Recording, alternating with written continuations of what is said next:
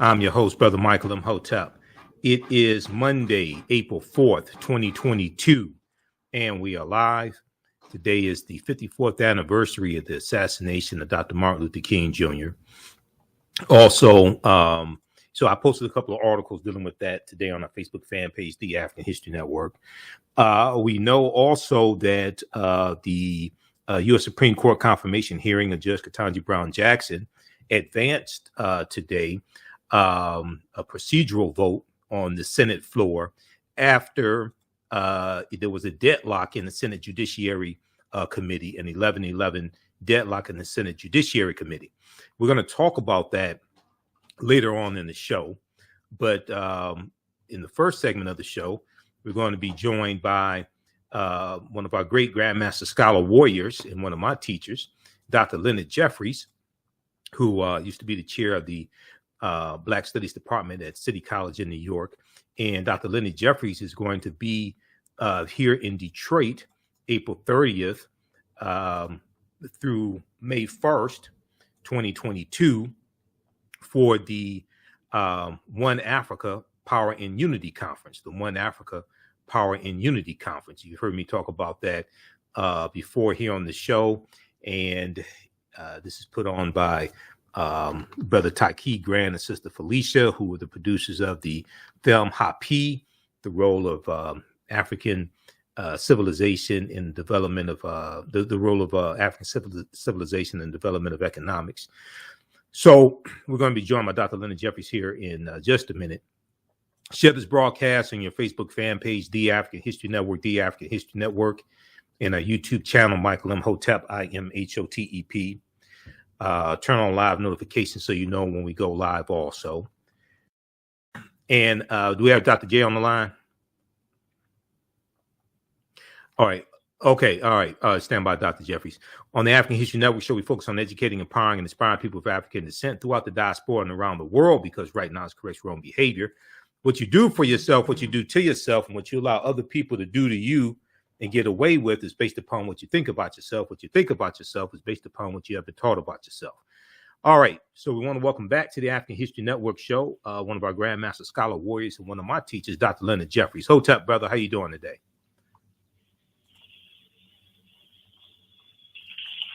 Dr. Jeffries, are you there? Oh, I'm doing reasonably well. You know, at 85, I'm still alive. Yes. And I'm not about any jive. I got to do what I have to do with the time that I got. Right. And then I'll join the great ancestral realm. It's always good to hear from you, knowing that you're still carrying out your mission and your work. Yes. And so appreciate you and hope you will continue to be a beacon of light. Oh, thank you, brother. Thank you. And we hope the same for you as well, man. So we've learned an immeasurable number of knowledge from you over the years, Dr. J. But I know you and your wife, Dr. Rosin Jeffries, are going to be here in Detroit for the One Africa Power and Unity Conference. So, and that's taking place at the Doubletree Hotel in downtown Detroit, April 30th and May 1st. So I know you're going to be doing a presentation there. So give us some background information. Tell us, what is this conference about and what are you going to be speaking on? Well, there's an enormous history that we have to grab a hold of and make it work for us. And in that history, you see the transformation of African peoples from in a period of the so-called European history, people not even worthy of the human relationship. And so enslavement was imposed upon us. Colonialism was imposed upon us.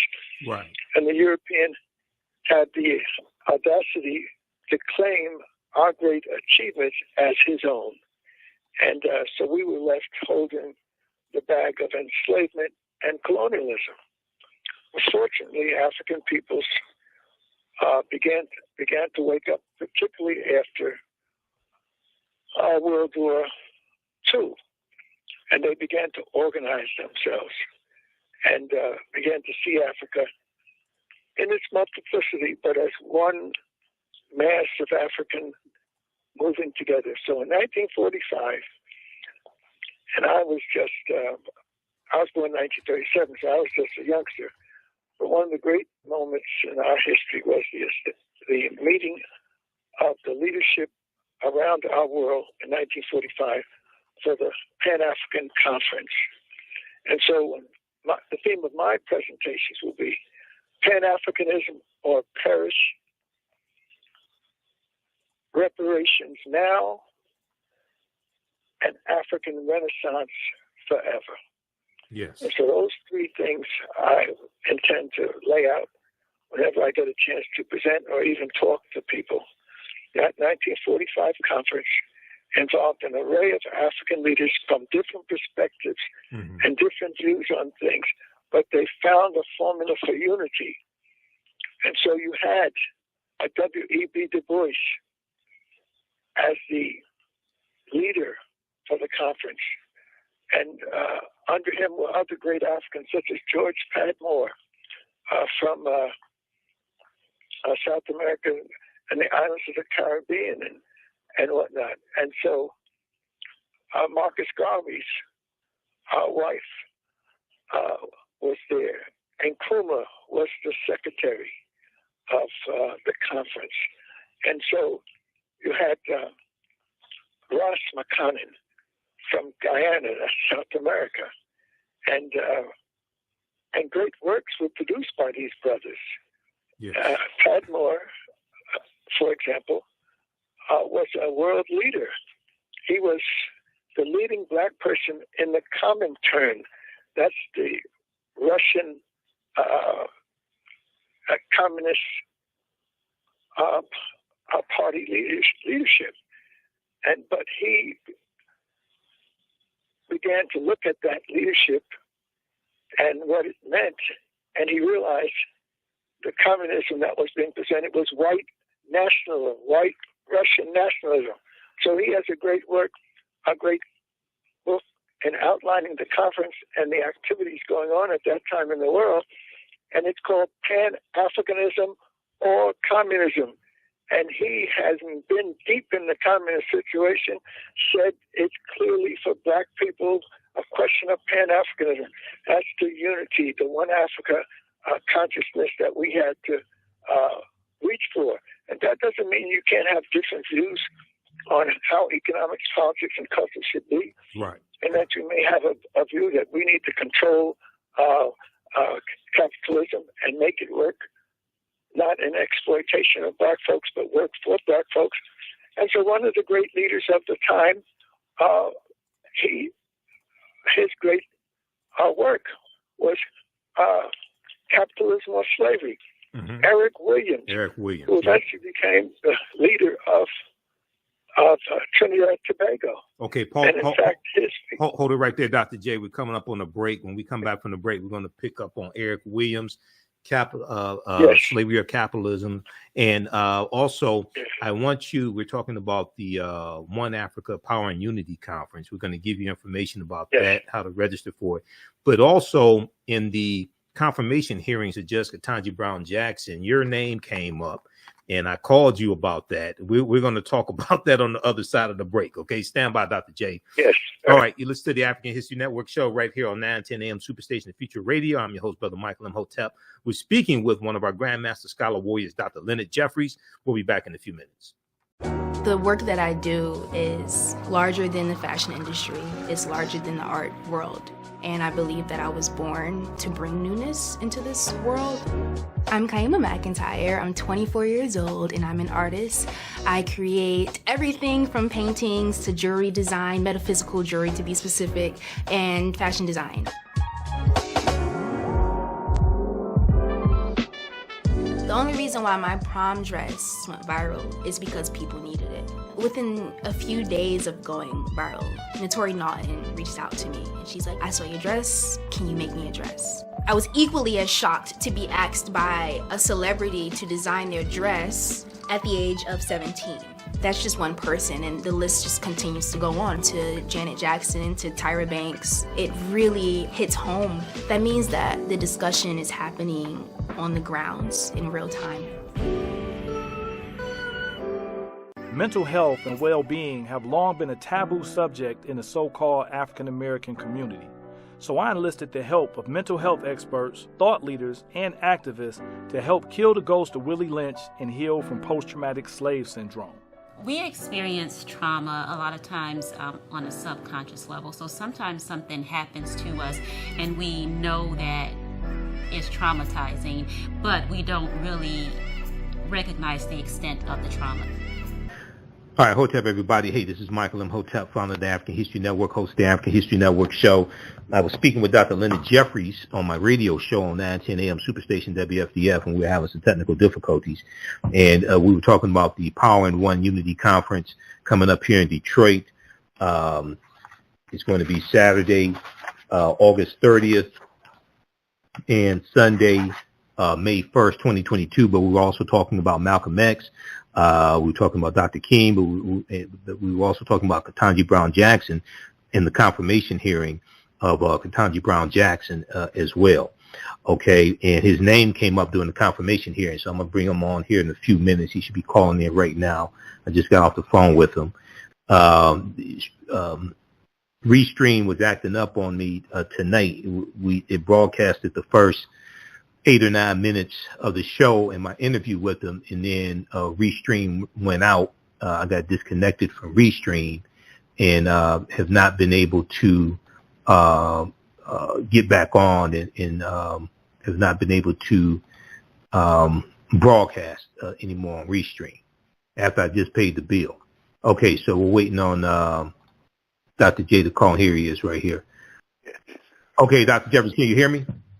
Yes, I can. Yes, I can. Okay. All right. Good. Okay. So, very quickly here, because I know you have to run and I have to run also. So, we know you're going to be here in Detroit for the One Africa Power in Unity Conference, Saturday, April 30th through Sunday, May 1st, 2022. This is taking place at the Doubletree Hotel.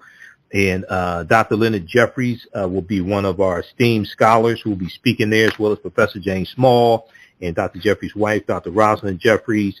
You have Asar Imhotep, Mfudushi Jehutimans, Dr. Theophil Obinga, Dr. Malefi Keti Asante, and others, Dr. Chike Akua, and others. So, yes. Dr. J, you were giving us a lot of history, and then you started talking about Malcolm X as well, right? Just briefly, just recap what you were saying about Malcolm X. And you were talking about Malcolm and the Organization of Afro-American Unity, and then also we commemorate the assassination of Dr. King today as well, April 4th, 1968. This is the 54th anniversary of his assassination. So just give us a brief synopsis of what you were saying about Malcolm X. Well, what most people don't realize, that Malcolm, even though he was removed from us too soon, he played an important role in the unity of African nations. They were meeting, trying to figure out how can we pull all these various nations together, and they were meeting in, they came up with a Organization of African Unity, the OAU, and he had a chance to participate in it because he happened to be in Cairo, coming back from Mecca, and also visiting on the Hajj, and then visiting Cairo. And some of the leaders of the conference that set up this organization were there. And so he was inspired by the African continental leaders finding a unity formula. He said, we as African Americans and African Caribbean people need to do the same thing. So he came up with his advisors of the OAAU, the Organization of African American Unity. And so we see Malcolm as a revolutionary. He certainly was, and as a fighter who gave his life. And he was one of our great warriors, but he also was one of our great thinkers. And he was able to think through these ideas. And so, and to have a king who was able to envision the struggle in the South, which looked like it was not going to be successful because there's so many obstacles, but he led our people to struggle in the South and shake things up, and Malcolm led our people in the urban areas of the North to shake things up. So he's had an experience in Detroit, of course, in New York and other parts. So he has left us a legacy. We need to study these brothers and sisters and their legacy. And he was a family with Garvey foundations, his mother and father, a family that had the African American foundation, but also the Caribbean. His mother was from the Caribbean. So we have to see Malcolm as a combination, a composite of our family structures, and Garvey and others as composites, and even W.E.B. Du Bois represents that, but Paul Robeson and other leaders that we really don't even consider are part of the mix, but they are. Paul Robeson was a giant. He was a great athlete. He was an All-American football star, but he was such a presence. And then when they tried to crush him, he wrote a book, Here I Stand. And so he stood on principle. And so we have to be able to take these brothers and these sisters and see how they worked their magic. They fought together. They fought with the family support. They fought with, and Nkrumah, for example, he went to school in America. He went to Lincoln University. So he had met some of the scholars and the leaders of our organization. Dr. John Henry Clark and others met him when he visited, and Nkrumah Philpott, a good friend of ours, would drive up from Washington and take him back to Washington. And there he met the Africans at Howard University, and including Ralph Bunche, who was a leader then, and Hansberry, etc. And then that would be, he'd go to Philadelphia, and that's the legacy of W.E.B. Du Bois is very strong in Philadelphia. Then he'd go to Howard, and he'd get that legacy coming out of those brothers who are awakening. And then the next weekend he would come to New York, and he would go to the Harlem History Club. He would go to the teaching sessions that Dr. Clark went through, etc. So the consciousness of Nkrumah to be a Pan-Africanist was encouraged by his experience in America. So when he got back and he led the nation in 57 to independence, just as Haile Selassie was achieving a new consciousness in Ethiopia and new plans for a modern nation, Nkrumah had plans for a leadership role in the African independence movements, etc. But he said no nation in Africa is free until all of the nations are free. So the independence of Ghana was just the beginning. It was the first step in this great march toward freedom.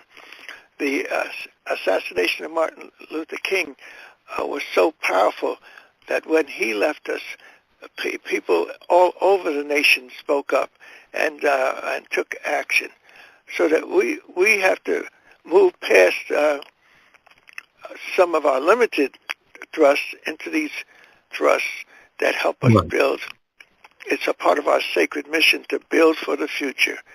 And so I'm glad that we're meeting with our brothers and sisters. Some people may not be able to come because some of them are tied up, but enough of us will be there to make it a great moment. And I hope that people who can hear me coming from Cleveland and Pittsburgh and Akron and Youngstown, etc., come on and join the family. This is an important historical moment, and we have to bring forth as many of our people who are willing to grow and develop and step into this sacred mission full blast. And the books are there, the tapes are there, the photos are there. I have a beautiful photo that was blown up and given to me. It was taken, I'm looking at the one that's in the study here, and it's Malcolm wearing African robe top, and he's got his famous finger to his eye, and you can see his rings, etc. But that was done by Alice Wyndham, who was with Maya Angelou and others meeting with Malcolm as he was making his tour through Africa. I was actually with them at that time, but I had another greater responsibility. I was in charge of the Crossroads Africa groups in all of West Africa, so that I had to take care of that responsibility. And unfortunately, a Canadian member of one of our building a school, and he died of malaria. And so his family said he was Canadian. His family said he loved Africa so that they wanted him cremated and buried in Africa. I had to go, when we learned of his death from malaria, I had to go to the Corlearville University morgue and open up all these vaults to see whether I could find a vault that was empty to put his remains in. So I had super responsibility. I couldn't worry about shaking and giving a big hug to Malcolm. But fortunately, after he made his transition, we have honored him. Brother Smalls has been key, linking us to Malcolm and his tradition, and Dr. Betty Shabazz bonded with us in an enormous way. And so it's about family. It's about the family at all levels, including the ancestral family, right, and the family of the yet-to-be-born. And we have to lay the foundation for all of this to work to our benefit. So that's why these are marvelous times for us with our eyes open, and marvelous responsibilities have fallen on our shoulders. And but we will win. It's clear. I mean, the leadership of Africa and the Caribbean and Brazil and other places are clearly ready. I had a chance to go with our group. Every few years we go to Brazil, right, and you marvelous at the great beauty of Brazil, the great city Rio de Janeiro, and it's the largest black populated land in the world, but it's also one of the richest pieces of real estate on the planet, and it has this beautiful. The Italian Catholic population gave this Jesus statue to Rio, and it's placed up on the hill so you can overlook the bay. But the beautiful thing about African history is that Jesus the Redeemer overlooking Rio de Janeiro, a huge statue, is on a pedestal. And I've gone there every few years. We would go to Brazil, and one year that I went in 2003, and I took my nephew, Dr. Hassan, and his wife, who's a medical doctor, and her mother, who's a medical doctor. I took 10 people to Brazil, and it was at that time that the pedestal was opened, and Jesus the Redeemer is standing on the shrine of the Black Madonna, Brazil. And so right, we have to understand that Black Madonna Czestochowa that came out of Poland was the same Black Madonna that the Pope worshipped. The popes worshipped, and when the Pope John Paul II, he comes out of Poland, and he appreciated it. He also was able to, when he passed on, they had an Africanized funeral in the courtyard of the Pillared Temple of the Vatican, and the tallest thing is the Tekken, the symbol of rebirth and resurrection that comes directly out of the Nile. And the ceremonial burial was within coffins, a double coffin, as they did in some of the burial practices of our great Nile Valley cultures. So happy is the key, and we're talking about being really happy, glad to be alive and well, and happy is the name of the Nile Valley that our brother and sister, and I have to give them their kudos. You have Brother Taki and you have our sister who have worked together to make sure these things work.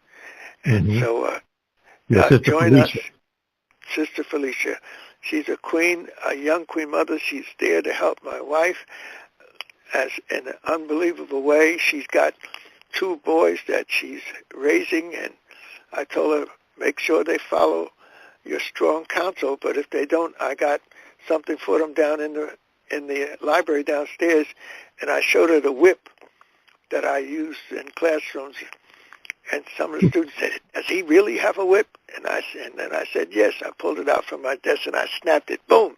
You all get out of order. The whip will be in play. And so she is doing wonderful work, and he, of course, has given me trips to the Nile, the likes of which I couldn't, I have to explain, and I will explain, and it has been written up, but Taki has been a blessing, and she has been an extraordinary force of strength, knows how to handle the computers and business, and knows how to do it with a smile, and knows how to act as if she's innocent, some of this knowledge coming to her for the first time. And in many instances it is, because people are bringing forth their work and whatnot. And so she had a fantastic taping with Dr. Malana Karanga. And he has made such a fantastic contribution, and she was there to express how it impacted on her, and to express love and affection for his story. And so we have to put these stories together, and that is the key. That African Renaissance standing there at Senegal, at the door, opening up the way to the New World, and that linkage that Dr. Diop talked about. I'll be talking about that in my presentation. That he said that the rise of African greatness was going to come from the West and then bounce back to the East, back to Africa, and that's what has happened. And I'll be reading his testimony to that effect. It'll be the first time that it's been read like that, so that please come, bring your family, introduce your family to some of this knowledge, and we give thanks that we're here in the middle of the den of the beast going crazy before us, blowing up children and blowing up this and that. And this craziness we've got to put our strength to the wheel and make sure we roll this craziness out of the way and let the African light shine for the human family. Hey, Doc, before we get out of here, and once again, everybody, this is we'll have the information at our website, AfricanHistoryNetwork.com. You can register there. The One Africa Power and Unity Conference, Saturday, April 30th through Sunday, May 1st, 2022. This is at the Doubletree Hotel in downtown Detroit. I'll be there as well, and I'll have a vendor table. I may be speaking. I'm not sure yet, but I live right near the hotel. I live in downtown Detroit.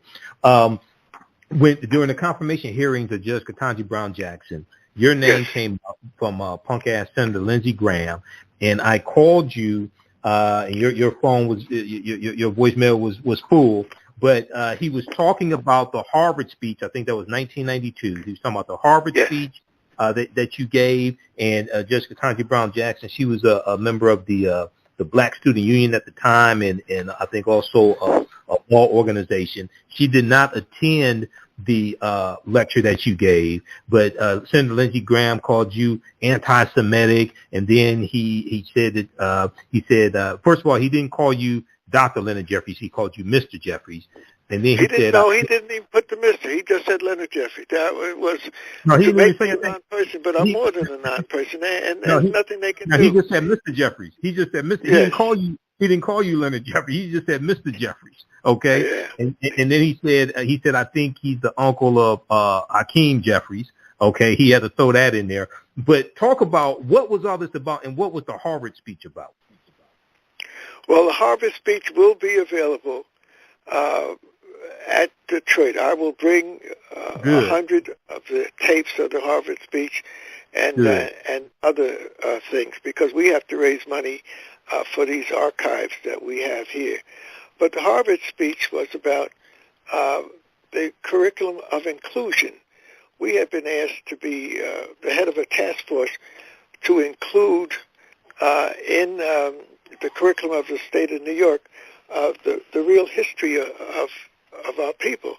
And so that work spread around, and so the students in various universities, I've spoken to several hundred universities around the world, the students would call us to come in to speak for a Black History program or another activity such as that. And so I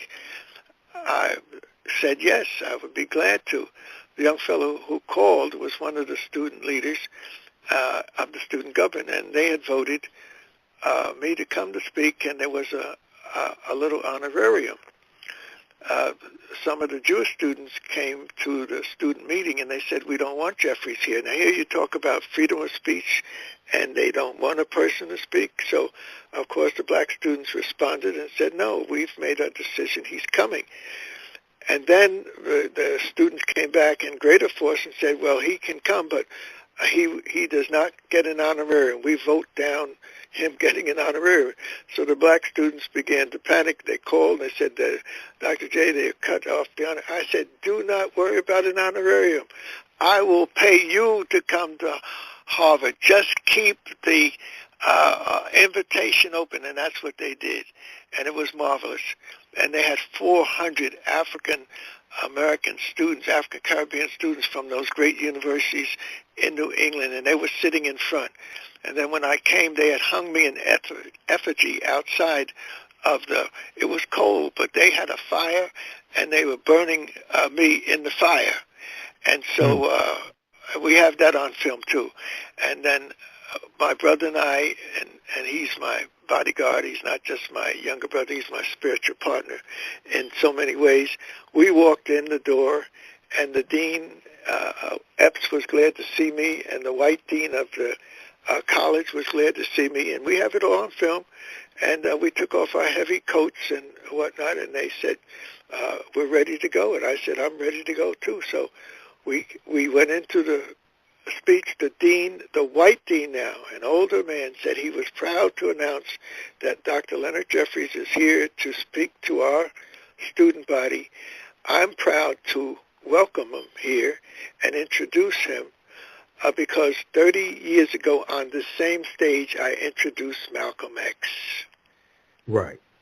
Wow. And with that spirit, we went out and challenged them. And, of course, we had first, I don't do anything without a libation. And so I told the students that I was glad to be here, but before we do anything serious in the African tradition, we acknowledge the ancestors. And when I go into my libation, that calls upon other spiritual forces to join me. And 400 Black students in front, I told them, in the tradition, you stand in reverence when a serious libation is poured. And these Black students got up. That immediately separated them from the 1,000 white students that was in the balcony in the loge. And then I just preached to my people, raised them up like they have never been raised. My brother was there passing out the books to me as I gave my presentation. My brother was in such sync. He could reach in the bag and pull out the Jews of Amsterdam. He'd pull out slavery, this and that. And so it's something that people who want to understand what this struggle is all about need to get a hold of a copy of it, and it will also help us raise money for Taki and Felicia and their program. It will also help me cover some expenses that we have in trying to get our archives ready to donate them to one of the historical Black institutions. And we just got notice from Africa that they are plans for a museum in Africa.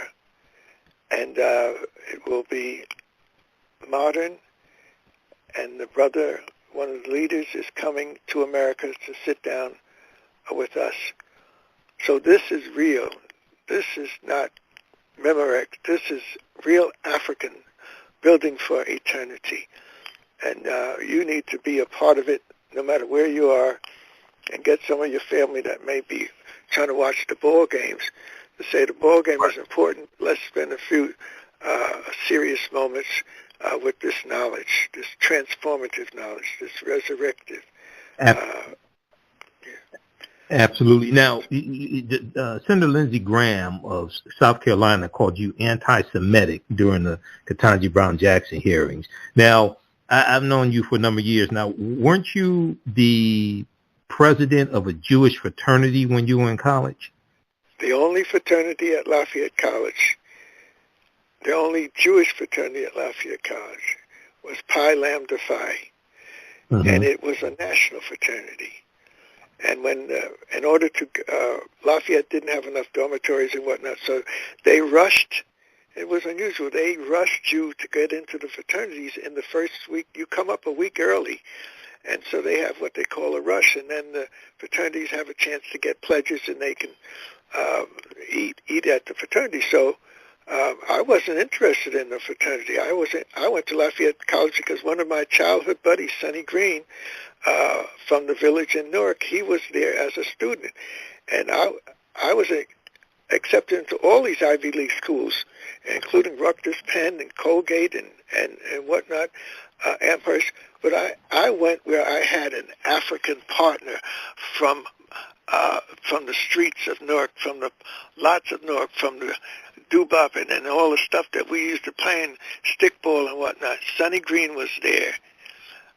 He did not finish because he got sick, but I was able to finish, and they elected me put me up for election in the freshman class election, and I was elected the freshman class secretary.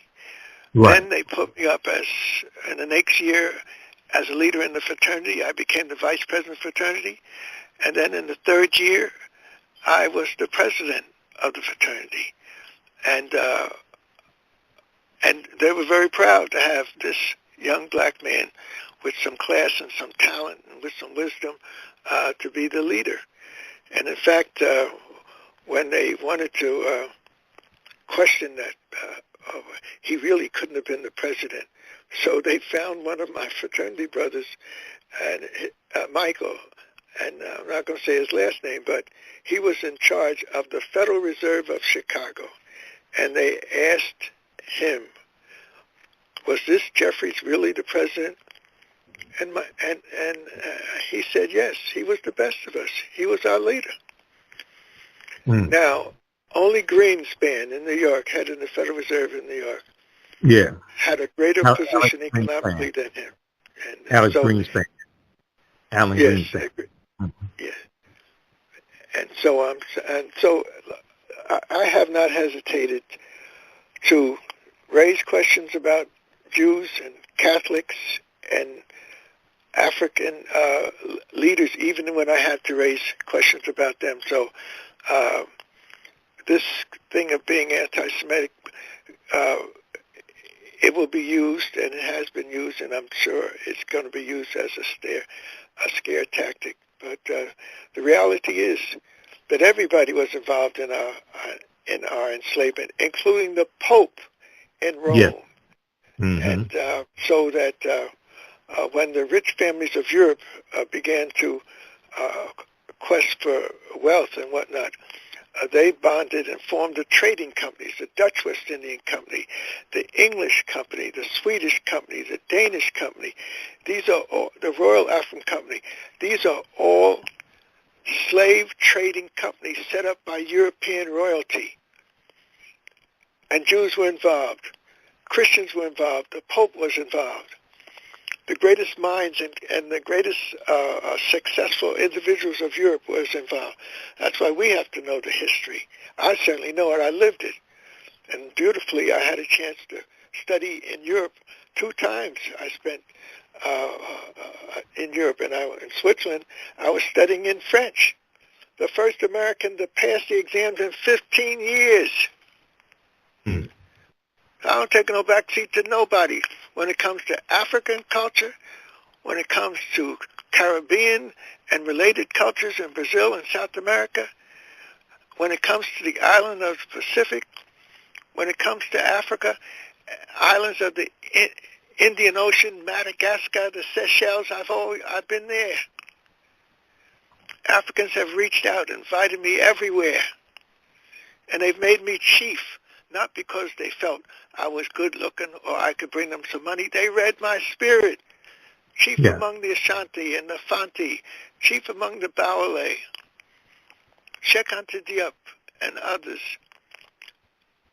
brought me into their world and their realm. And so those are the experiences that I wish to share, my wife and I. And she is such a talent in terms of experience. She first went to Africa in 1960. She went before I did, before I met her. In fact, I met her when I went in 61, and she was there with several important young ladies in order to get the experience of the new group that went. And that group of important women that were there to meet the new Crossroads group included Marion Wright. Yeah, Edelman. Marion Wright. Mm-hmm. Included the Isabel, the daughter of my buddy, because he was in Isabel Johnston. She is the mother-in-law of our sister in Ohio who wrote the book on the prison system, and so. Oh, you're talking about Michelle Alexander, the new Jim Crow. Michelle Alexander, her mother-in-law was there, and they were all anxious to go to hear what the report was because they were going the next year, and so Marion Wright Anderson's father. Either father or brother, was the head of the church that Hakeem and Hassan, one of the biggest churches in Brooklyn and in Black America. Reverend Wright, not our Reverend Wright in Chicago, but Reverend Wright in New York. And Marion Wright Edelman was able to purchase the land that Alex Haley grew up in. Right. And so she turned it into a retreat for young people. And my cousin, my nephew Hassan, the Morehouse graduate, he would speak in the summers there. So, get the family business straight, and we're on our way. The wealth that we create, we can use to raise our communities. We can use to bond with other wealth in the Caribbean and in South America and all over the islands of the Pacific even. My wife teaches a course that is targeted for the Koreans and the South Americans and the Chinese. It's out of the School of Visual Arts. They have a campus in Asia. Okay. And so she, thanks to Felicia, she's able to process connected. And Felicia is there to make sure. Felicia is just so wonderful. She just comes on time. She gets her stuff done, and then she goes and takes care of heavy other business. She's really a mover and a shaker, and looking good. She had her earrings on the other day, just flashing them around. I said, "Go on, sisters, do your thing." So join us, folks. Join us. You will not lose with the stuff we use. Exactly.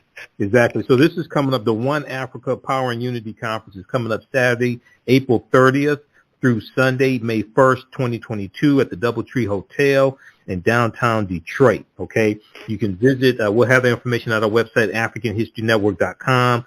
You can register there, but also at hapifilm.com, HAPI, hapifilm.com. You can register also. They have tickets there, and they have vendor space as well. Okay, so it'll be Dr. Leonard Jeffries, his wife, Dr. Rosalind Jeffries, Professor Jane Small. There'll be a lecture from Dr. Maulana Karenga, Dr. Susan Tata, Mfudushi Jehutimas, Asar Imhotep, Dr. Theophil Obinga, Dr. Malefi Keti Asante, Jabari Osazi, Dr. Chike Akua, and others.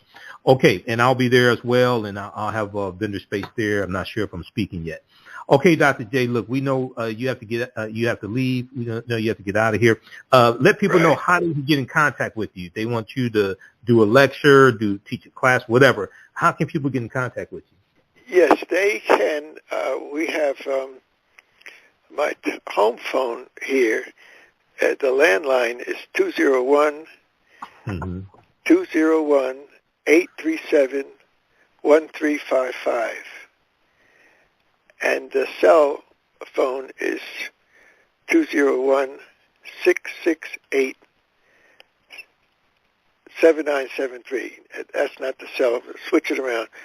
That last number is the landline, 201-668-7973. And then the other number is the 201-837-1355.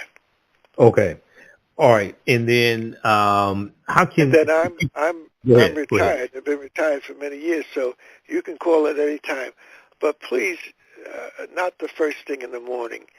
Right. People from overseas, from Nigeria, Ghana, they call, and I say, goodness, call me later, Right. But it's family calling. It's people we've adopted, people who've adopted us. One Babalao, he's the one who brought protection for me when we had the court case, and in New York court, and we won that case. We won $400,000, and they had to pay millions of dollars in our court fees. Mm-hmm. So we've gone to the mountaintop, and we've accepted their challenge, and beat them back every damn time. Right, exactly. Now, how can people buy your lectures? Maybe those that can't make it to Detroit to get the Harvard speech, or they want to get other lectures from you.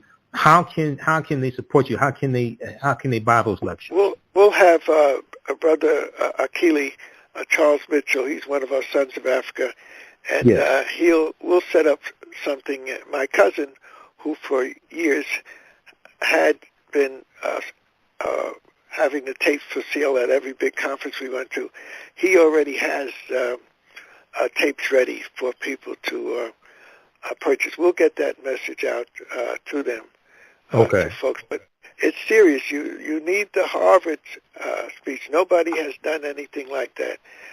We did at Harvard. And get the Koch tape. This is a tape that Koch himself put in front of me when we were in his office, my brother and I. And we took him to the mat and gave him a beating. And he liked it. Former mayor of New York.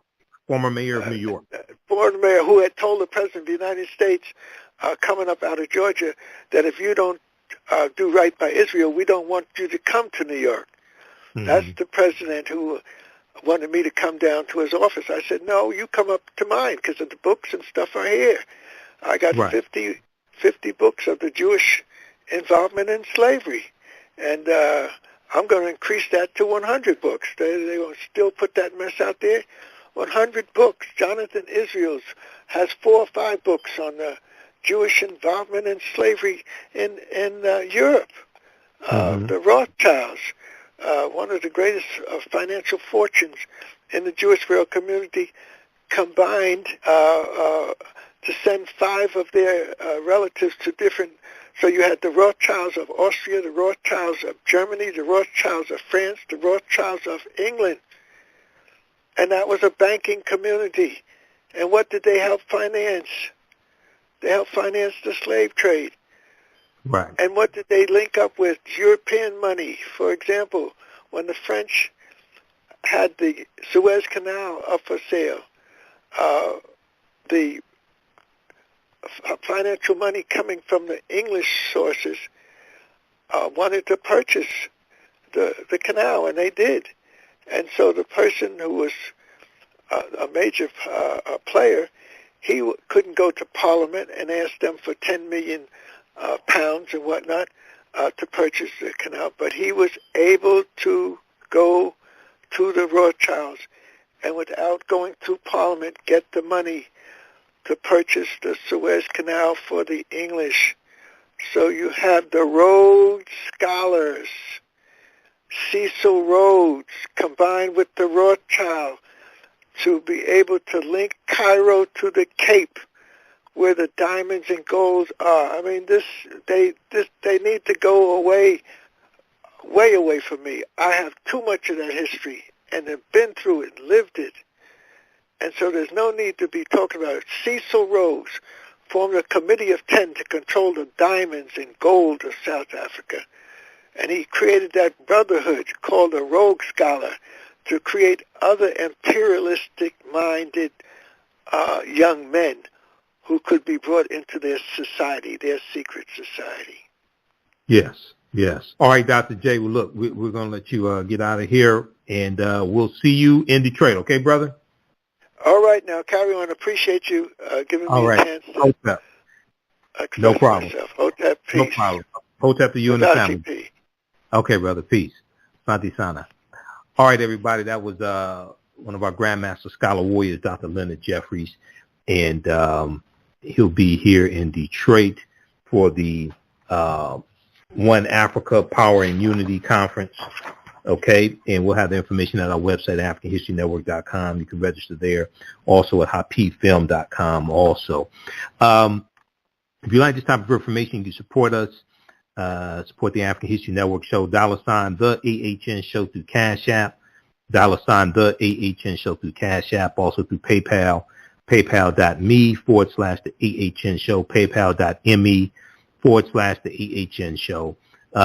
Normally we're broadcasting on Restream, Facebook and YouTube through Restream, and I was broadcasting the interview tonight and broadcasting my radio show on 9:10 a.m. Superstation WFDF here in Detroit. And after about 10 minutes, the broadcast on Facebook and everything, we got kicked out of it on Restream. So we went through and did the rest of the interview, but I called Dr. J. I said, look, I want to set it up on Blog Talk Radio, have you come on and finish talking, because there was some information that we were not able to discuss and capture the way I wanted to. So we have it here on Blog Talk Radio. All right. Visit our website, AfricanHistoryNetwork.com. You can register for the online classes I teach on Saturdays and Sundays. And basically we have them all on demand now. Ancient Kemet, the Moors, and the Ma'afa, Understanding the Transatlantic Slave Trade, what they didn't teach you in school. And from the Civil War to the Civil Rights Movement and Black Power, 1865 to 1968. Those are 10-week online classes. As soon as you register, we have 9 weeks of the classes you can watch on demand. So those classes are on sale right now, $60, regularly $130. We have a bundle pack. You can get both classes for $100. And you can once you register for it, you have full access to it. So even a year from now, 2 years from now, you can still watch the entire course, okay? And you can support us also through Cash App and PayPal.